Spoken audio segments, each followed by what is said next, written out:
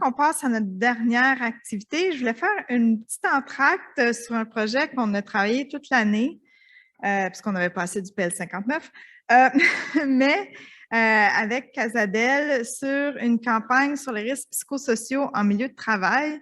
Et là, c'est un peu le petit teaser de la campagne qu'on va lancer probablement en début 2022. Donc, je ne sais pas si on peut monter l'écran, merci.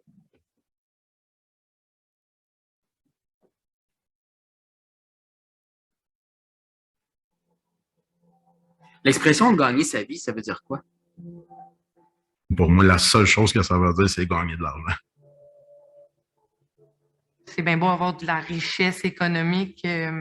Si on n'est pas bien dans nos vies, dans nos espaces de vie, c'est pas de la richesse, là. Quand tu débarques et tu as des bouches à nourrir, est-ce que tu as le choix de choisir qu'est-ce que tu fais? On se fait dire qu'on ne s'en fait pas mettre la pression. Mais elle est là, puis elle est réelle, cette pression-là. Le travail ne devrait jamais, jamais, jamais nous rendre malades. Notre vie, on l'a, notre vie, là. Pourquoi qu'on la gagnerait?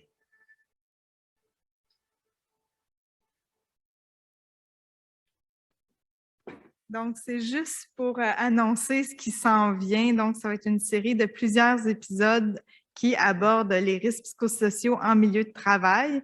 Et pour quand même réfléchir sur le sujet, bien, on a fait un atelier qu'on va faire avec Serge. Donc, je vais mettre le PowerPoint, puis Serge, je te laisse la parole.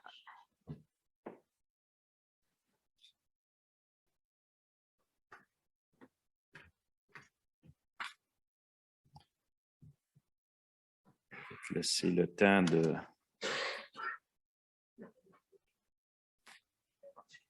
Ça fonctionne? Bon, la parole va être à vous un petit peu, même si on a un horaire un petit peu remanié. Hein, il y a eu des changements d'horaire. Entre autres, Daniel est avec nous ce matin. Donc, tout a décalé un petit peu, mais on veut vous entendre. On avait promis qu'on voudrait aller chercher votre opinion sur toute la question de la santé mentale, sur la question de la santé psychologique sous l'angle de la santé et sécurité du travail pour plusieurs motifs, pour plusieurs raisons. En plus de ce qui s'en vient, de la campagne qui arrive, on veut documenter, alimenter les réflexions. Il y a peut-être aussi des nouvelles formations qui vont voir le jour en santé et sécurité du travail. J'en profite pour vous dire qu'il y a une nouvelle formation qui vient d'être testée, la violence conjugale, prévenir, agir et intervenir en milieu de travail, sous l'angle de la santé et sécurité du travail. Donc, il y a un nouveau cours en santé et sécurité qui arrive dans le portrait. Il y aura d'autres formations. Il va évidemment falloir bonifier nos formations qui existent déjà. Alors, étant responsable au service d'éducation de la formation syndicale volet santé et sécurité, il y a plusieurs modifications qui sont là et on va vouloir certainement aborder toute la question de la santé psychologique en milieu de travail. Alors, si tu veux cliquer, on va faire de quoi qu'on parle quand on parle de santé psychologique. Bien, c'est sûr, c'est un état de bien-être dans lequel une personne peut se réaliser. Hein. C'est pas juste le fait de ne pas être en santé, de ne pas être malade. Quand on veut réfléchir sous l'angle psychologique, c'est de quoi qu'on veut parler exactement et comment qu'on peut améliorer les choses en santé et sécurité du travail. Donc, il va y avoir un atelier. Merci, Annie. De 20 minutes. On va prendre quand même le temps de l'atelier pour réfléchir à ces questions-là et on va vous demander, là, peut-être, si vous voulez rester à vos tables, c'est sûr que s'il y en a qui sont juste deux à leur table, là, je voyais Daniel, il ne faut pas l'atelier, mais je pense quand même pas si mal. Je sais que vous êtes en groupe et la plupart des groupes qui sont là, ce sont vos collègues de travail. On s'associe normalement avec les gens à qui on arrive ou les gens de nos syndicats. Gênez-vous pas si vous voulez visiter la table d'à côté. Pour répondre aux questions que vous voyez, mais là, que vous ne voyez plus, bon, voilà. Alors, qu'est-ce qui met à risque la santé psychologique des travailleurs et des travailleuses? Première question, d'après vous. Et comment pouvons-nous intervenir syndicalement dans nos milieux de travail pour protéger la santé psychologique des travailleurs et des travailleuses? Alors, hein? Oui, et en ligne aussi, j'y arrivais. Pour les gens en ligne qui regardent l'activité, on va vous demander, François aussi, va vous diviser en ateliers, peut-être une dizaine d'équipes environ. Et François va aller vous voir durant la durée de l'atelier pour vous demander de faire un petit rapport. Même chose dans la salle ici. C'est sûr que ce n'est pas tout le monde, on n'aura pas le temps de récupérer les réponses de l'ensemble des ateliers, mais on pourra prendre des volontaires pour commencer. Et je vais aussi aller voir les gens, quelques rapports des gens en ligne à ces questions-là. Alors, tantôt, au retour, à la fin du 20 minutes, là, ceux qui le voudront, on va vous demander de prendre les micros pour un peu faire le compte-rendu de vos réflexions dans vos ateliers. Et s'il n'y a pas de volontaires, ben, on barre les portes et je vais déterminer des volontaires dans la salle. Fuyez pas le colloque, s'il vous plaît. On va terminer à 12h15 tel que prévu. Alors, ça va. Alors, vous pouvez soit vous joindre en équipe si vous voulez. Vous pouvez rester à votre place aussi pour faire la question d'atelier. On pourrait commencer ça immédiatement. Les questions vont rester ici. Alors là, il est 10. Alors, tous ceux qui sont en ligne, je m'apprête à vous envoyer dans des groupes. C'est mélangé, c'est aléatoire et je vais passer d'un groupe à l'autre. Je vais mettre aussi dans le chat les questions, les deux questions, mais je vous les répète.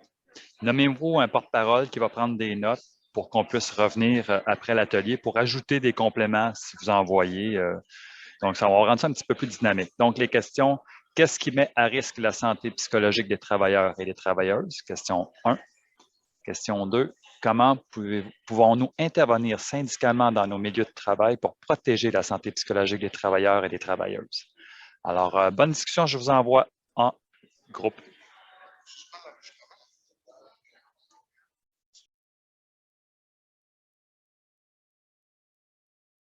Faites le tour.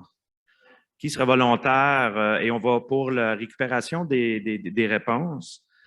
Bon, c'est le fun, c'est enregistré. Fait ça va nous éviter de prendre des notes de vos réponses. Qui voudrait commencer? Ça nous prendrait un volontaire, mais juste pour la première partie de la question.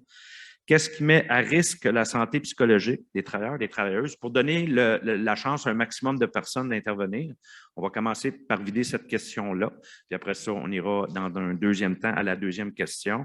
Et je vais aussi tantôt donner le temps aux gens en ligne de produire leur rapport et j'irai voir François pour regarder un peu leur réflexion. Pour les gens, les ateliers qui étaient en ligne, je vais commencer par mon confrère ici. On t'écoute. Philippe Dano du 1500. Je ne donnerai pas toute la liste pour laisser la chance aux autres. Là. On a les horaires à rotation qu'on a amenés. D'accord. On a amené aussi les multitâches, les emplois avec des tâches différentes. On a aussi la surcharge de travail. Puis on a aussi, avec le télétravail, l'isolement des travailleurs. D'accord. Je vais laisser la chance aux autres parce que notre liste est assez longue. Tu es bien gentil. Philippe, au pire, dans un deuxième temps, tu pourras revenir. On va aller à l'autre micro ici. Daniel? Nous autres, on a rapetissé ça. Moi, on a rapetissé ça dans 3 mots. On a dit, ça rejoint un peu, monsieur, là, la performance, la surcharge de travail, roulée. Là. On a dit l'individualisme. On le voit dans nos réunions syndicales, on le voit partout, le monde travaille. Puis l'autre à côté, toi, en autant que tu es bien, l'autre à côté, tu t'en fous. Souvent, c'est le même. On dit, bon, ben ouais, mais c'est un confrère. L'individualisme. Puis après ça, on dirait que le monde n'a plus de sens d'appartenance. Ils travaillent, ils vont chercher une paye, c'est un moyen de travail. Le sens d'appartenance à quelque chose, soit un groupe, à un travail, à n'importe quoi, ça n'existe plus. C'est plus comme avant. Moi, si je remonte là 5 ans, on avait hâte d'aller travailler, on avait hâte d'aller à le boss ou n'importe quoi. À cette heure que tu rentres, le monde rentre, ils vont là parce qu'ils sont obligés, puis ça vient de ça. À quelque part, ça vient jouer sur le mental. Parfait, merci. Daniel. Cathy? Cathy Saint-Amand, section locale 1044 chez Unifor. Nous, on avait des points, c'est un point spécial que je vais vous parler. On a aussi le manque d'équité et d'égalité dans le sens que présentement, on est en embauche dans bien des entreprises. Donc, tous les nouveaux, on le doit à plein de règles que les anciens n'ont pas le droit. Exemple, moi, j'en ai chez nous qui écoutent des films, c'est la ligne de production. Ça se texte, ça parle au téléphone, ça parle à maman au téléphone. Je suis allée voir un travailleur la semaine passée. Ce sera pas long, maman, ma déléguée veut me parler. OK. Mon boss passe, dis pas un mot. Moi, je sors mon cellulaire de ma poche. Cathy, ton cellulaire dans tes poches. On est vraiment à deux mondes. Puis là, la réponse qu'il me fait, il faut que je les garde. Je ne suis pas capable d'en trouver. Fait que fuck les anciens. Puis, fait que ça met vraiment une charge parce que présentement, il y a des chicanes qui se font dans les secteurs. Les manques de règles qui sont appliquées en CSST, la même chose. On voit des choses, des fois, qui sont super dangereuses. L'employeur passe, il ne dit pas un mot ou on y répète, puis il dit « Oh oui, je m'en occupe. » Il est parti, il ne se passe absolument rien. Puis, Puis le dernier, temps supplémentaire obligatoire. Naturellement, ça aussi, ça vient vraiment jouer sur les nerfs de nos travailleurs. Santé Merci. mentale. Merci beaucoup. Magali, juste avant d'aller te voir, je vais aller voir les gens en ligne. François, tu as déjà un rapport qui est rentré? Oui, merci. Oui, j'en ai plusieurs et c'est très, très riche. Je vois défiler ça. Je vous en donne en vrac. Oui. Manque de reconnaissance, évidemment. Parfois, l'incompétence des gestionnaires, les horaires de travail, le transport, agression verbale supérieure qui n'ont aucune formation sur la gestion des employés, stress de performance en télétravail, incapacité de travailler en télétravail, donc manque d'encadrement, violence au travail, non-reconnaissance encore, discrimination. Oui, ça ratisse très, très, très large. Parfait, merci. François, Magali? Magali Giroux, conseillère à la FTQ. En fait, je ne vais pas répéter ce qui a déjà été dit. L'organisation du travail, évidemment, les mauvaises relations de travail, un employeur répressif, violence et harcèlement au milieu de travail, mais également des fois à l'extérieur du milieu de travail. On sait maintenant que des fois, ça s'étire jusque sur les réseaux sociaux 24/24. Charge mentale, insécurité, précarité d'emploi, puis la lenteur de la bureaucratie, grief, SNES, etc. Puis, on a dit l'isolement, surtout particulièrement les gens en télétravail. Parfait, merci. Mon Dieu, la liste va être quand même assez longue. Je pense qu'on va avoir de la matière à travailler. Consoeur dont j'oublie le prénom. Louise Paquin. Louise, c'est bien ça. Oui. Il y a des choses qui sont dites, mais en tout cas, je vais défiler ce qu'on avait marqué. La charge de travail, bien sûr, on est dans le milieu scolaire aussi, il faut avoir le contexte. Milieu de travail malsain, pression des pairs et employeurs, agression physique et verbale, autant de la clientèle que des fois des pairs, matériel inadapté, manque de formation, puis bien sûr, le harcèlement, l'intimidation font partie du lot. Merci, Louise. Au micro, ici. Consoeur, oui. On t'écoute. Oui, bonjour, Martine Trahan. Nous, de ce qui n'a pas été dit, il y a le risque d'accident. Entre autres, à notre table, il y avait quelqu'un qui est brigadier, fait que le risque d'accident avec les voitures et tout ça, mais les milieux de travail où les règles SST ne sont pas respectées. Effectivement. Merci. Consoeur. Bonjour, Roxane Belland. Dans le fond, il y a beaucoup de choses qui avaient déjà été nommées, mais il y avait aussi l'arrivée des nouvelles technologies. Fait que dans le fond, ça peut faire des insécurités d'emploi parce que ça coupe des postes. Puis il y a aussi que, me semble, les personnes d'une autre génération ne sont pas adoptées, mettons, avec toute l'informatique, puis ça les stresse beaucoup. Oui. Puis le non-décrochage aussi. On a toutes nos mails sur nos cellulaires. Puis pour ceux en télétravail, ils font beaucoup plus d'heures, ne prennent pas leur pause parce que les réunions défilent l'une après l'autre. Puis on travaille sur l'heure du dîner. C'est des choses qui peuvent augmenter la charge mentale. Bien, merci, Roxane. Tu peux rester au micro, si tu veux, pour la question 2. Vu que c'est frustrant de passer les derniers puis que les autres ont tous nommé ce qu'on avait déjà identifié, je peux te donner l'opportunité de commencer avec la deuxième question, à moins que François, en ligne, il y avait des éléments qui n'avaient pas été dits ici que tu voudrais mentionner pour les gens qui sont en ligne. Quoique la liste est assez longue. C'est ça. Je jongle avec les multiples réponses, mais ça a pas mal été couvert par les réponses qui ont déjà été données. Merci. Alors, on va regarder les autres rapports. Je te laisse le temps de regarder ça. Je reviens sur la question 2 de voir tantôt, François. On commence avec Roxane pour la question 2. Au niveau des solutions, comment pouvons-nous intervenir syndicalement dans nos milieux de travail pour protéger la santé psychologique des travailleurs et des travailleuses? Mais il faudrait essayer d'intégrer la conciliation travail-famille dans nos conventions. Beaucoup la formation, dans le fond, puis développer nos réseaux sociaux à la réalité télétravail. Fait que dans le fond, les outils pour intervenir quand on n'est pas en présentiel. Puis inciter aux personnes en télétravail de prendre leur pause, puis de décrocher le soir. Parfait, merci. Martine. Nous, ce qu'on a discuté, formation, éducation auprès des membres, tant sur le télétravail que comment se comporter les uns envers les autres. Qu'est-ce qu'on avait? J'ai oublié. La formation, éducation en général. Présence du syndicat sur le terrain, être proche des membres, discuter avec eux, être là pour les accompagner. Puis développer le travail paritaire le plus possible. OK. Merci. Pendant que les gens dans la salle, voyons, les solutions, on doit en avoir trouvé d'autres. Je vais vous laisser vous préparer. Je vais aller voir François, il me fait signe en arrière. Oui. Écoutez, il y a des choses très intéressantes qui ressortent, mais plusieurs qui mettent en pratique la participation des comités syndicaux qu'on a dans le milieu de travail. Donc, où sont impliqués aussi des officiers syndicaux, le CRT, le CSS, les délégués sociaux aussi qui reviennent régulièrement, formation, on l'a dit. Et donc, tout ça pour rétablir le sentiment d'appartenance. Parfait. Merci. Magali? Réseau DS, ça a déjà été dit. Négocier des programmes d'aide aussi, négocier des clauses dans nos conventions collectives en ce qui concerne, entre autres, les réseaux DS, des plans d'intervention en cas de violence, violence conjugale, harcèlement, etc. Puis, ça a été dit. Ça a été dit. Et également, organiser des activités sociales pour faire en sorte de sortir les gens de l'isolement, puis aider à créer des liens. Merci. Confrère? Bonjour, Steve Monette. Je suis du syndicat des employés de Vidéotron. Finalement, il y a plusieurs points qui sont ressortis, mais on avait pensé à faire, premièrement, respecter nos conventions collectives. Avec ça, on avait un beau réseau de délégués sociaux. Parce qu'à un moment donné, il y a la vie personnelle qui vient aussi jouer sur des enjeux psychologiques et des détresses psychologiques.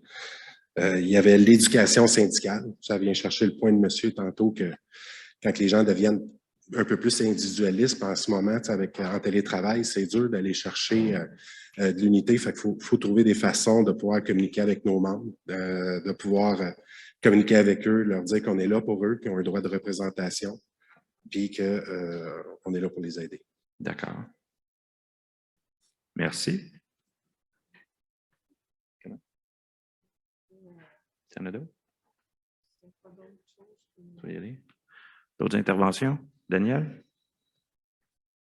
Je vais renchérir un petit peu sur le point que le monsieur vient de dire, les délégués sociaux dans les milieux. C'est sûr que ça l'aide beaucoup.